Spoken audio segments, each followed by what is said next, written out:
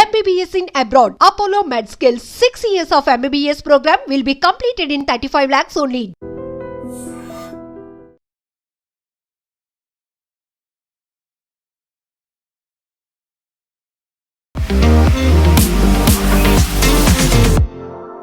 Welcome to I dream.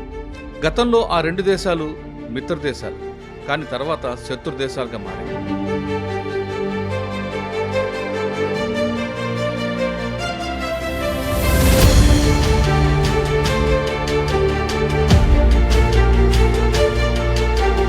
Sonia Gandhi గారు కూడా ఖచ్చితంగా ఆమెను సపోర్ట్ చేయాలంటూ అంటున్నారు. ఎందుకంటే గతంలో మనం గాజాబే చేసినప్పుడు కానీ ఇరాన్ మనం సపోర్ట్ చేసింది అంటారు. ఇది ఏ కోణంలో చూడండి. ముస్లిం ఓట్ బ్యాంక్ కాంగ్రెస్కి చాలా ఇంపార్టెంట్ ఓట్ బ్యాంక్. ఇప్పుడు వాళ్ళు ఇరాన్ సపోర్ట్ చేయమంటారు. ఇదే ఇరాన్ మన మీద ఇస్లామిక్ నేషన్స్ కాన్ఫరెన్స్లో మన మీద రెజల్యూషన్ పాస్ చేశారు.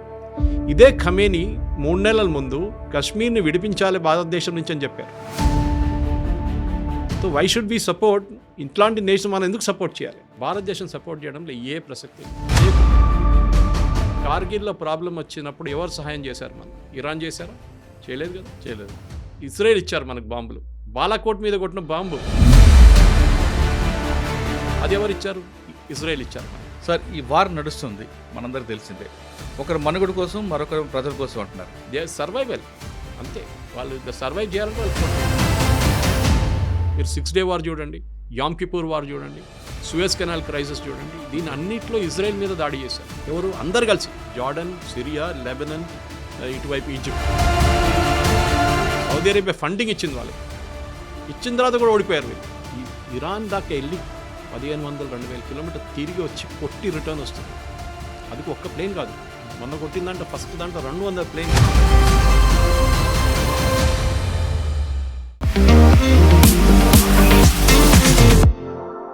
Welcome to I dream.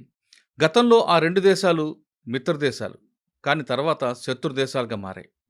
వీటికి ప్రధాన కారణం ఒకరు మనుగడ కోసం అయితే మరొకడు ప్రజల కోసం అంటూ యుద్ధాలకు దిగాయి.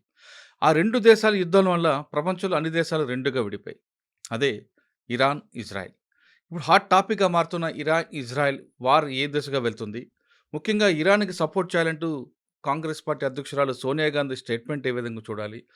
పాకిస్తాన్ అధ్యక్షుడు మునీర్ని తీసుకొచ్చి ట్రంప్ డిన్నర్ ఇవ్వడం, లంచ్ బ్రేక్ పెట్టడం, దాంతోపాటు పాకిస్తాన్ వైపు అతను ఏమైనా బేస్ వాడుకుంటారా అనే విషయాల్ని మనతో మాట్లాడడానికి సీనియర్ జర్నలిస్ట్ సురేష్ కొచ్చేటి గారు ఉన్నారు. ఆయన ఈ రెండు దేశాలే కాదు, ఏ సబ్జెక్ట్ అయినా చాలా డెప్త్గా అనాలిసిస్ చేస్తారు. కాబట్టి సోనియా గాంధీ గారి స్టేట్మెంట్ ఏ విధంగా చూడాలి, పాకిస్తాన్ వైపు ట్రంప్ మొగ్గు చూపడం వెనక ఏ కోణంలో చూడాలి అనే విషయాన్ని సార్ నేను తెలుసుకున్నాం. సార్ నమస్తే అండి. నమస్కారం సార్, ఈ వార్ నడుస్తుంది. ఈ వార్ ఒకప్పుడు 1979 వరకు ఈ రెండు దేశాలు ఫ్రెండ్లీగా ఉండేవి. తర్వాత మనందరికి తెలిసిందే, ఒకరు మనుగడ కోసం, మరొకరు ప్రజల కోసం అంటున్నారు. ఒక దేశం ఇజ్రాయెల్ తీసుకుంటే వాళ్ళు కష్టపడి పైకి వచ్చారు. అదే దేశాన్ని అప్పట్లో టర్కీ కానీ ఇవన్నీ కూడా సపోర్ట్ చేసుకొచ్చాయి. అలాంటి ఇద్దరి మధ్యన విభేదాలు రావడానికి కారణం కూడా మనం చాలా విషయాలు డిస్కస్ చేసాం. ఇది ఇప్పుడులో ఆగే పరిస్థితి కనిపించట్లేదు. ఒకవైపు ఇరాన్ వైపు కొంతమంది, ఇజ్రాయెల్ వైపు మరో కొంతమంది, అంటే వరల్డ్లో ఉన్న దేశాలన్నీ కూడా డివైడ్ అయిపోతున్నాయి. ఇప్పుడు మన దేశంలో కూడా రాజకీయ పార్టీలు కూడా రెండుగా డివైడ్ అయ్యే అవకాశం కనిపిస్తుంది. ఇక్కడ సోనియా గాంధీ గారు కూడా ఖచ్చితంగా ఆమెను సపోర్ట్ చేయాలంటూ అంటున్నారు. ఎందుకంటే గతంలో మనం గాజాబే చేసినప్పుడు కానీ ఇరాన్ మనకు సపోర్ట్ చేసింది అంటున్నారు. ఇది ఏ కోణంలో చూడాలి? ఇది మన అటు తిరిగి మన దేశానికి వచ్చే కనిపిస్తుందా, లేదు అది కేవలం యుద్ధం వరకే మనం చూడాలంటారా? సోనియా గాంధీ స్టేట్మెంట్ పాలిటిక్స్ లెవెల్లో చూడాలండి, ఓట్ల కోసం. ఓకే. ఎందుకంటే దీనికన్నా ముందు ఇప్పుడు జరిగిన నిలంబూర్ అని చెప్పి ఒక ఎలక్షన్ నడిచింది కేరళలో, బై ఎలక్షన్. మొన్ననే ఓటింగ్ జరిగింది. రేపు దాని రిజల్ట్ రాబోతుంది, అంటే మండే రోజు. సో నిలంబూర్ ఎలక్షన్లో కూడా కాంగ్రెస్ వాళ్ళు ఇదే మాట్లాడారు. అక్కడ దీనికన్నా ముందు ఒక చిన్న ఫెస్టివల్ జరిగింది వాళ్ళ మస్జిద్లో. ఆ ఫెస్టివల్లో వీళ్ళు మస్జిద్లో ఏనుగులు తీసుకొచ్చారు. ఎప్పుడు మస్జిద్లో ఏనుగులు తీసుకురారు. అది కేరళలో హిందూ ఫెస్టివల్స్ మీకు కనిపిస్తుంది, ఏనుగులు కనిపిస్తుంది ఎక్కువ. తీసుకొచ్చి దానిపైన ఇస్మాయిల్ హనియా ఫోటో, పెద్ద బ్యానరు, మన లెబనాన్లో చనిపోయిన వాళ్ళ హెజ్బుల్లా లీడరు ఆయన బ్యానరు, అక్కడేమో యావాజ్ సిన్వార్ బ్యానరు, ఇదంతా పట్టుకొని కూర్చున్నారు ఏనుగు మీద. ఎందుకు ఆలోచించండి. అది కాకుండా కాలికట్ ఎయిర్పోర్ట్ మీద, కరిపూర్ ఎయిర్పోర్ట్ అంటారు దాని మీద ఒక 2 నెలల ముందు ఒక దాడి చేశారు ముస్లిం లీగ్ వాళ్ళు వెళ్ళి. ముస్లింలు అని చెప్పాలి, ఎస్డిపిఏ వాళ్ళు చేశారు ఎక్కువ మట్టి, కానీ ముస్లిం సపోర్టర్స్ అందరు వెళ్ళి దాడి చేశారు. దాన్ని సిఐఎస్ఎఫ్ వాళ్ళు తిరిగి కొట్టారు. ఈ కేరళ యాంగిల్ నుంచి చూస్తే మీకు ముస్లిం ఓట్ బ్యాంక్, ఎందుకంటే ఇప్పుడు రాబోయే ఎలక్షన్ బీహార్, దాని తర్వాత యూపీ, దాని రెండిట్లో అస్సాం. ముస్లిం ఓట్ బ్యాంక్ కాంగ్రెస్కి చాలా ఇంపార్టెంట్ ఓట్ బ్యాంక్. కానీ నాకు సర్ప్రైజింగ్ ఫ్యాక్టర్ ఎక్కడ వస్తుందంటే ఇరాన్ని సపోర్ట్ చేయడం అంటే షియా సపోర్ట్ చేయడం. మనం అర్థం చేసుకోవాలి. అవును. షియాలు మైనారిటీ ఏ కంట్రీలో అయినా. ఇప్పుడు ఇరాన్ ఒక్కటే షియా నేషన్. మన వైపు కాశ్మీర్లో కార్గిల్ వైపు షియాలు ఉంటారు ఎక్కువ. అవును. ఎవరైనా కాశ్మీర్ వ్యాలీలో సున్నీలు ఉంటారు. అవును. మన హైదరాబాద్లో షియాలు ఎక్కువ ఉంటారు. ఎందుకంటే పర్షియా నుంచి వచ్చిన వాళ్ళు, మన నిజాం వాళ్ళ ఫ్యామిలీ, ఆసఫ్ జాహీ వాళ్ళు న్యాచురల్లీ షియాస్. ఇప్పుడు సోనియా గాంధీ సపోర్ట్ చేయడం నాకు అంత పెద్ద సర్ప్రైజింగ్ ఏం కనిపించట్లేదు. ఎందుకంటే ఓట్లు కావాలి కదా. హిందూ ఓట్లు రాకపోతే కూడా ప్రాబ్లం లేదు, కానీ ముస్లిం ఓట్లు మాకు కావాలని చెప్పేసి. కానీ ఇప్పుడు ఎలక్షన్ లేవు కదండి, మీరు చెప్తుంది ఎలక్షన్ బీహార్ వస్తుంది అయిపోయింది. కదా, బీహార్ వస్తుంది కదా, బీహార్ కోసం. బీహార్ వస్తుంది. దాని తర్వాత అస్సాం ఉంది, రెడీగా ఉంది అస్సాం. దాని తర్వాత నెక్స్ట్ ఇయర్ యూపీ వస్తుంది. సో వాళ్ళ కన్సిస్టెంట్ పాలసీ, వాళ్ళేం మార్చట్లేదు పాలసీ. ఇప్పుడు వాళ్ళు ఇరాన్ సపోర్ట్ చేయమంటారు. ఇదే ఇరాన్ మన మీద, వాళ్ళ ఓఐసీలో, వాళ్ళ ఇస్లామిక్ నేషన్స్ కాన్ఫరెన్స్లో మన మీద రెజల్యూషన్ పాస్ చేశారు. ఇదే ఖమేనీ 3 నెలల ముందు కశ్మీర్ని విడిపించాలి భారతదేశం నుంచి అని చెప్పారు. అవును. ఆలోచించండి. అవును. So why should be support ఇట్లాంటి నేషన్? మనం ఎందుకు సపోర్ట్ చేయాలి? మన మీద బాగా వ్యతిరేక, సరే ఇంటర్నల్ పాలిటిక్స్ పక్కన పెడితే కూడా మనకు ఒక స్ట్రాటజిక్ ఇంట్రెస్ట్ అక్కడ ఉంది. ఒకటి చాబార్ ఫోర్ట్ అని చెప్పి పెద్ద ఒక ఫోర్ట్ ఉంది ఇరాన్లో. దాంట్లో హాఫ్ ద ఫోర్ట్ మనకి ఇచ్చేశారు. ఎందుకంటే మనకి ఆఫ్ఘనిస్తాన్ ఎంటర్ కావడానికి, లేకుంటే తుర్క్మెనిస్తాన్, అజర్బైజాన్, అర్మీనియా ఎంటర్ కావడానికి ఈ రూట్ తీసుకోవాల్సి వస్తుంది ఇరాన్ నుంచి. పాకిస్తాన్ మనం వెళ్ళనియరు అక్కడి నుంచి. ఈవెన్ ఆఫ్ఘనిస్తాన్కి ఏమైనా ట్రక్కులు పంపించాలంటే మనం చాబార్ ఫోర్ట్ డెవలప్ చేసుకుంటే చాబార్ పోర్ట్ నుంచి మనం మన ప్రోడక్ట్స్ అంతా మూవ్ చేసుకోవచ్చు రైట్ అప్ టు రష్యా. ఆ పోర్ట్ ఇప్పుడు చాలామంది అడిగారు, నిన్న ఒక ఛానల్ డిబేట్లో అడిగారు, అప్పుడు ఆ పోర్ట్ సంగతి ఏమవుతుందండి. It's very interesting question. ఎందుకంటే ఈ రెజీమ్ పడిపోతే ఇప్పుడు వచ్చే రెజీమ్ ఎట్లా ఉంటుందో తెలియదు. ఎందుకంటే దీనికన్నా ముందు మీరు చెప్పినట్లు ఆ టైంలో 70s షా ఆఫ్ ఇరాన్ ఉండేవారు. అవును. పేర్వీ ఫ్యామిలీ వాళ్ళు ఉన్నప్పుడు ఇరాన్ అనేది ఒక మోడర్న్ నేషన్ ఉండే. మొత్తం మీరు బెరూట్ కానివ్వండి, ఇరాన్ కానివ్వండి, ఇట్లాంటి సిరియా చూస్తే మీకు డౌట్ వస్తుంది, అది అమెరికానా, యూరోప్నా, లేకుంటే ఒక ఇస్లామిక్ నేషన్ అని. దాని తర్వాత థియోక్రసీ మొదలైంది. మనందరికీ తెలుసు షా ఆఫ్ ఇరాన్ పడిపోయింది. దాని తర్వాత ఖొమేనీ వచ్చారు, దాని తర్వాత ఖమ్నేనీ ఉన్నారు. ఒక చాలా ఇంట్రెస్టింగ్ కనెక్షన్ ఉంది. ఖమ్నేనీ వాళ్ళ grand father was an Indian, Barabanki నుంచి. ఓకే, ఇది చాలా మందికి తెలియదు. బారాబంకీ యూపీ నుంచి. అతను నజాఫ్ అని చెప్పి వీళ్ళ ఇరాక్లో వీళ్ళ ఇమామ్ది ఒక పెద్ద మసూలం ఉంది అక్కడ, ఆయన అక్కడే బరీ చేశారు. చాలా ఫేమస్, ఈ షియాస్కి చాలా ఫేమస్. అక్కడికి వెళ్ళారనమాట. ఇప్పుడు కాదు, సమ్ 200 ఆ టైం జనరేషన్లో. ఆ టైం బ్రిటిష్ వాళ్ళు ఉన్నారు ఇక్కడ. వెళ్ళినప్పుడు ఏమైందంటే, అక్కడ వెళ్ళిన తర్వాత ఆయనకు ఒక ఇది వచ్చేసింది, నేను రిటర్న్ ఇండియాకి వెళ్ళను అని చెప్పేసి. ఈ స్టార్టెడ్ స్టేయింగ్ ఇన్ ఇరాన్. ఇరాన్లో ఉండి అక్కడ వాళ్ళ నెక్స్ట్ జనరేషన్, దాని తర్వాత నెక్స్ట్ జనరేషన్లో పుట్టిన మనిషి ఖొమేనీ, వీళ్ళ ఫస్ట్ సుప్రీం లీడర్. వాళ్ళ ఫాదర్, ఇప్పుడున్న ఖమేనీ వాళ్ళ ఫాదర్ కూడా ఈయన ఫాలోవర్ ఉండే, వీళ్ళ గ్రాండ్ ఫాదర్ ఫాలోవర్ ఉండే. సో ఇండియన్ కనెక్షన్ ఒకటి ఉంది మనకి. షియాస్కి నేను చెప్పినట్ల వాళ్ళకి ఒక థియోక్రసిక్ స్టేట్ వచ్చినప్పుడు భారతదేశం సపోర్ట్ చేయడంలో ఏ ప్రసక్తి లేదు, చేయకూడదు. We should stay neutral. మనకి కార్గిల్లో ప్రాబ్లం వచ్చినప్పుడు ఎవరు సహాయం చేశారు? మనకి ఇరాన్ చేశారా? చేయలేదు కదా. చేయలేదు. ఇజ్రాయెల్ ఇచ్చారు మనకు బాంబులు. బాలాకోట్ మీద కొట్టిన బాంబు బంకర్ బస్టర్ బాంబు అంటారు దాన్ని, చిన్న వర్షన్, ఇప్పుడు పెద్దది కాదు, చిన్న వర్షన్ స్ట్రైకర్ది. అది ఎవరు ఇచ్చారు? ఇజ్రాయెల్ ఇచ్చారు మనకి. అంటే మన దగ్గర ఉన్న ఆర్మ్స్ కూడా ఎక్కువ కూడా ఇజ్రాయెల్ నుంచి వస్తున్నాయి కదండి. హైదరాబాద్లో 2 కంపెనీలు ఉన్నాయి సార్. అవును. ఇప్పుడు యూజ్ చేసిన, మన పాకిస్తాన్ మీద యూజ్ చేసిన 2 డ్రోన్లు, ఒక మిసైల్ హైదరాబాద్లో తయారైంది. దాంట్లో ఒక మిసైల్ వెళ్ళి పడిన తర్వాత, ఒక డ్రోన్ పడిన తర్వాత దాని మీద హైదరాబాద్ అడ్రస్ ఉంది దాని మీద. సో ఇజ్రాయెల్తో మనకు ఒక స్ట్రాటజిక్ ఇంటెంట్ ఉంది. మనకు ఇప్పుడు ఇజ్రాయెల్ హిస్టరీ చెప్పుకొని పోతే చాలా పెద్ద హిస్టరీ అది, రైట్ ఫ్రమ్ సోలమన్ టైం నుంచి ఇప్పుడు దాకా. కానీ ఇజ్రాయెల్తో మనకి ఒక ఫిజికల్ కనెక్షన్ చాలా ఉన్నాయి. So Israel as a nation 1948లో ఫామ్ అయింది. మనకు ఫ్రీడమ్ వచ్చిన తర్వాత 1 year తర్వాత వాళ్ళు ఫామ్ చేసుకున్నారు. వాళ్ళు కొనుక్కున్నారు ల్యాండ్. అవునండి. బ్రిటిష్ స్టేటస్ నుంచి బ్రిటిష్ వాళ్ళు వెకేట్ చేసినప్పుడు, బ్రిటిష్ వాళ్ళు ఎక్కడైనా కానీ మొత్తం మెసప్ చేసి వెళ్ళిపోతారు. మన దగ్గర కూడా అదే చేశారు. ఆఫ్ఘనిస్తాన్ వైపు ఒక లైన్ డ్రా చేసి డురాండ్ లైన్ అన్నారు. వాళ్ళు ఇప్పుడు అంటే మేము పట్టించుకోమంటున్నారు. ఇటువైపు ఏమో మెక్మోహన్ లైన్ చెప్పి చైనా వైపు, అరుణాచల్ ప్రదేశ్, చైనీస్ పట్టించుకోవట్లేదు. మన వైపు కూడా అంతే చేసేది, పాకిస్తాన్ ఇండియాకి లైన్ డ్రా చేశారు. ఇదే ప్రాబ్లం అక్కడ కూడా క్రియేట్ అయింది, ఇక్కడ ఇజ్రాయెల్లో కూడా. ఇజ్రాయెల్ యాజ్ అ నేషన్ వాళ్ళు డబ్బులు పెట్టి కొనుక్కున్నారు ల్యాండ్. ఇది మనం ఇప్పుడు రియల్ ఎస్టేట్ కొంటాం చూడండి, అక్కడ కొన్నారు వాళ్ళు. ఆ టైంలో అరబ్స్కి ఇంట్రెస్ట్ లేదు, అంటే అక్కడ ఏం పంటలు ఎవరు, మొత్తం డెజర్ట్ అది. కానీ దాన్ని ఎట్లా మార్చారు మనం అందరూ చూసాం. చంద్రబాబు నాయుడు గారు కుప్పం తీసుకొచ్చారు వాళ్ళని, తీసుకొచ్చి అక్కడ అగ్రికల్చర్ ప్రాక్టీస్ చేయమన్నారు ఇజ్రాయెల్ వాళ్ళ దగ్గర. So Israel as a nation మనకి ఒక సింబాలిక్ నేషన్. ఎందుకంటే నేను వచ్చే కేరళ నుంచి, మా ఇంటి దగ్గర నుంచి 16 కిలోమీటర్ దూరంలో వీళ్ళొచ్చి దిగారు ఫస్ట్. ఆ టైంలో 17th సెంచరీలో. అప్పుడున్న రాజు, హిందూ రాజు అక్కడ. ఆయన సెడ్ కమ్, మీరు రండి, మీరు మా దగ్గర ఉండొచ్చు అని చెప్పి వాళ్ళకి ప్లేస్ ఇచ్చారు. ఫస్ట్ సినగాగ్ అక్కడ ఉంది. సినగాగ్ అంటే వాళ్ళ గుడి. నెక్స్ట్ వాళ్ళు కొచ్చిన్కి వెళ్ళారు. మీరు కొచ్చిన్కి వెళ్తే మీరు జూ టౌన్ ఉంటుంది. అక్కడ పెద్ద సినగాగ్ ఒకటి ఉంది. ఒక టైంలో 26 ఫ్యామిలీలు ఉన్నారు అక్కడ జ్యూస్. ఇప్పుడు ఒక్కరు కూడా లేరు. ఒక ఫ్యామిలీ ఉంది అంతే, అది కూడా లాస్ట్ జనరేషన్ వాళ్ళు. మిగతా వాళ్ళందరూ వెళ్ళిపోయారు. ఎందుకంటే ఇజ్రాయెల్కి ఒక ఇది ఉంది, మీ గ్రాండ్ ఫాదరో వాళ్ళ గ్రాండ్ ఫాదరో జ్యూ ఉంటే మీరు ఇజ్రాయలీ సిటిజన్షిప్ వచ్చేస్తుంది మీకు. మన వైపు కూడా యనం వైపు ఆంధ్రప్రదేశ్లో అక్కడ ఒక జూయిష్ కమ్యూనిటీ ఉన్నారు. వీళ్ళని కొచ్చినీ జ్యూస్ అంటారు. వాళ్ళని I think they got something else. వాళ్ళు కూడా వెళ్ళి సెటిల్ అయిపోతున్నారు. పాండిచేరి కూడా ఉన్నారు కదండి వాళ్ళు. పాండిచేరిలో ఫ్రెంచ్ ఉన్నారు ఎక్కువ. మన బాంబే వైపు వచ్చారు. అప్పుడున్న బాంబే వైపు వచ్చి అక్కడ కూడా ఒక సినగాగ్ పెట్టుకున్నారు. ఇజ్రాయలీస్ మీరు ఎక్కడైనా వెళ్ళండి, ఇజ్రాయలీస్ ఉంటారు, జ్యూస్ ఉంటారు. Polish juice, Ukrainian juice, Russian juice, German juice ఉన్నారు. ఆలోచించండి. అది కాకుండా మీరు ఎక్కడ వెళ్ళినా కానీ జ్యూస్ ఉంటారు. మనం చిన్నప్పుడు ఐ థింక్ మర్చెంట్ ఆఫ్ వెనిస్లో ఉందనుకుంటా ఇది, షైలాక్ అని ఒక క్యారెక్టర్ విని ఉంటారు మీరు. డబ్బులు అప్పులు ఇచ్చేటోడు, ఇచ్చి విపరీతంగా ఇంట్రెస్ట్ తీసుకుంటుండే. అది కాబోలీ టైప్. తో ఇప్పుడు ఎవరైనా అట్లాంటి పని చేసినప్పుడు షైలాక్ అని అంటారు. అవును, కొంతమంది అట్ట అంటారు, కొంతమంది కాబోలీ వల్ల వదలరా అంటారు. అది తో షైలాక్ లాంటి వాళ్ళు. ఎందుకంటే వీళ్ళు ఇజ్రాయలీస్ జ్యూస్ ఒక ఉంది సార్, డబ్బులు, మీడియా, ఇది ఎప్పుడు వాళ్ళ చేతిలో ఉంటుంది.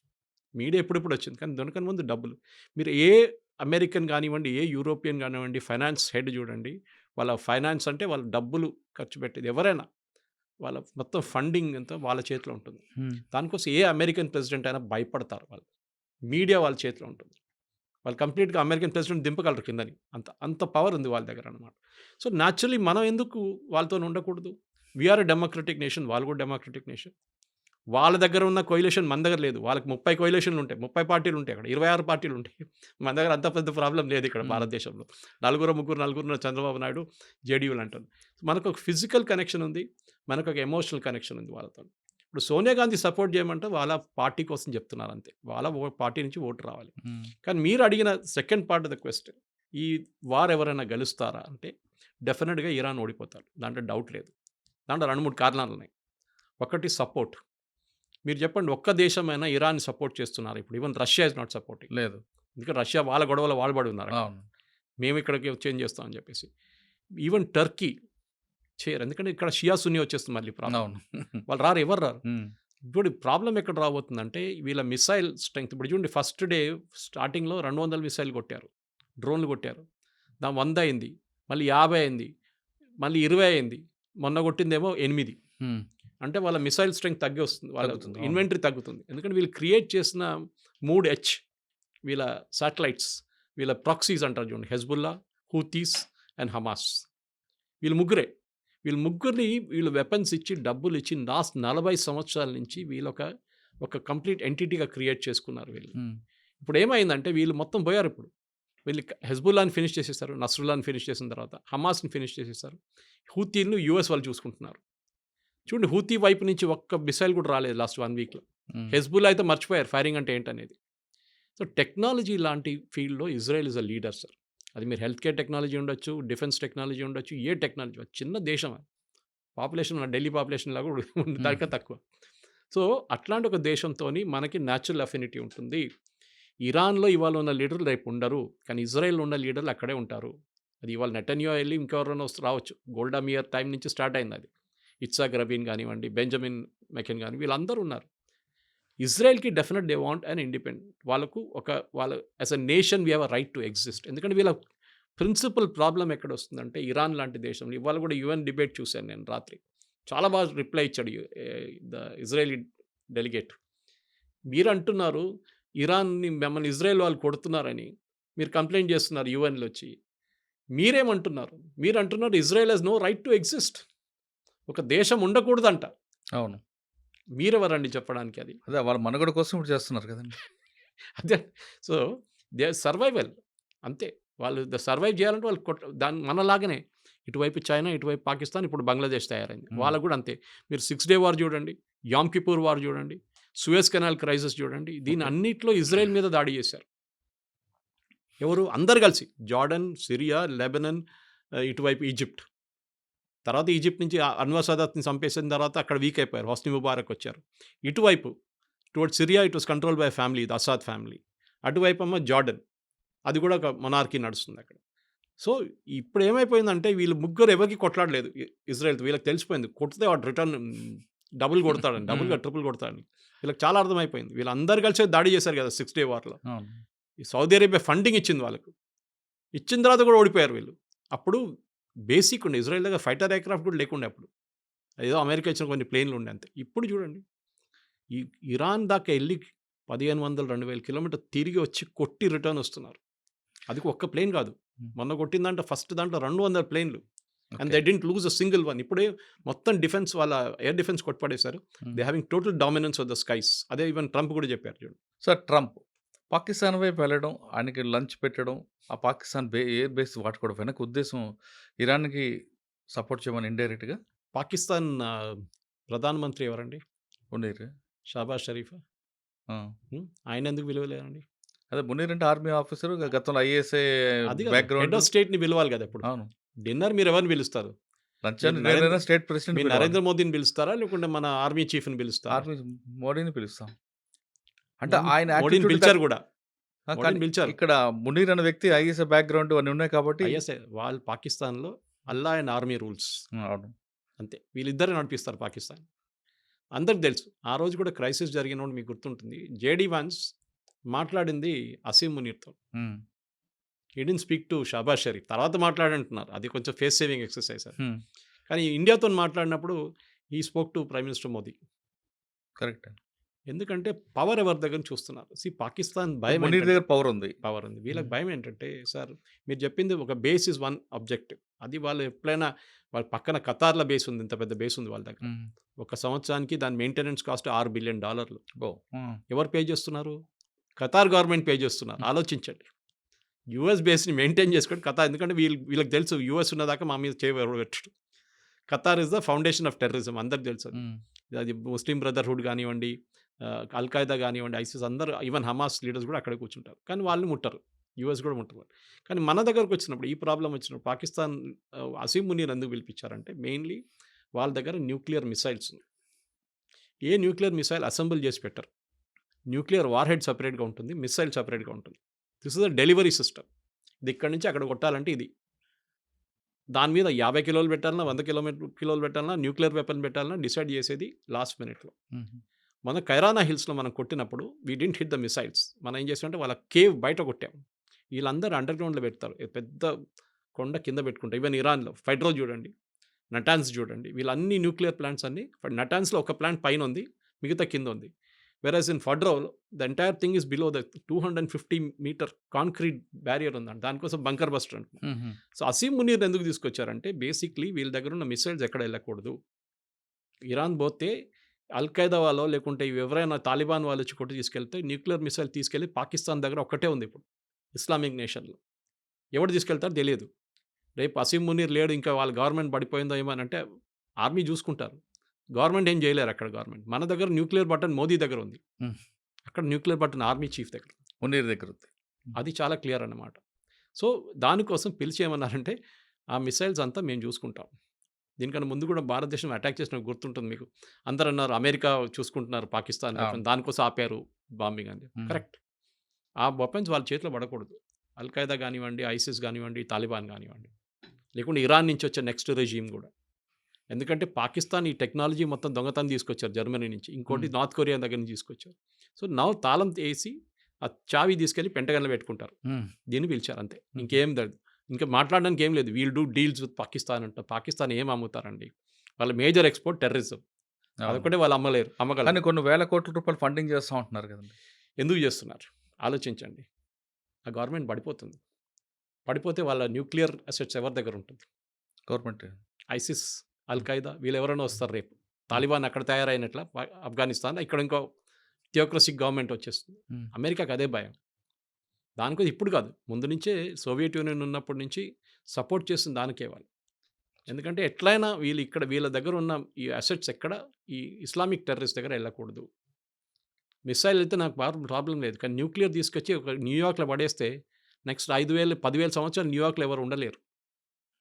సో అమెరికా చాలా భయం ఉంది దాని మీద అనమాట. వీళ్ళు స్టేబుల్ నేషన్ కాదు సార్, మనలా కాదు. మన దగ్గర స్టేబుల్ నేషన్ మనం. ఒక డెమోక్రటిక్ పార్టీ ఉంది, మన ఎలక్షన్ నడుస్తుంది, ఆర్మీ ఉన్నారు, అంతా ప్రొఫెషనల్ సిస్టమ్. వాళ్ళ దగ్గర ప్రొఫెషనల్ కాదు. ఈ ఆర్మీ చీఫ్లు కానీ, ఎయిర్ ఫోర్స్ చీఫ్ పాకిస్తాన్లో ఫస్ట్ రాగానే లండన్లో ఒక పెద్ద ఇల్లు తీసుకుంటాడు. వాళ్ళకి అమెరికా ఫండింగ్ ఎవరైనా ఇస్తారు దానికి. వాళ్ళ పిల్లల్ని ఆక్స్ఫర్డ్, కేంబ్రిడ్జ్ పంపిస్తారు, లేకుంటే MIT పంపిస్తారు. మీరు చూడండి, every Pakistani general from Yahya Khan to Pervez Musharraf to general Zia-ul Haq అందరు ఇదే చేశారు. మన దగ్గర ఉన్న కశ్మీరీ పొలిటీషియన్స్ కూడా ఇదే చేస్తారు. ఒమర్ అబ్దుల్లా, ఫరూక్ అబ్దుల్లాకి లండన్లో ఇల్లు ఉన్నాయి, పెద్ద ఇల్లు ఉన్నాయి. వాళ్ళ పిల్లలంతా బయట చదువుకున్నారు. సో వాళ్ళ టెండెన్సీ ఉంది అది. దాన్ని కంట్రోల్ చేయడం మొత్తం US చేతిలో ఉందన్నమాట. ఇప్పుడు కాదు, ముందు నుంచి. That is exactly what Trump did. కొత్తది ఏం లేదు దాంట్లో. మోదీ గారిని పిలిచారు కదా డిన్నర్కి. ఈయన లంచ్ పిలిచినంత మోదీ గారు డిన్నర్కి పిలిచి నేను రానిలేపో అని చెప్పేసి వచ్చేసి ఆయన పూరి వచ్చారు. Ego problem. అరే నువ్వు వాడిని పిలుస్తున్నావు, మమ్మల్ని ఈక్వల్ చేస్తున్నావా?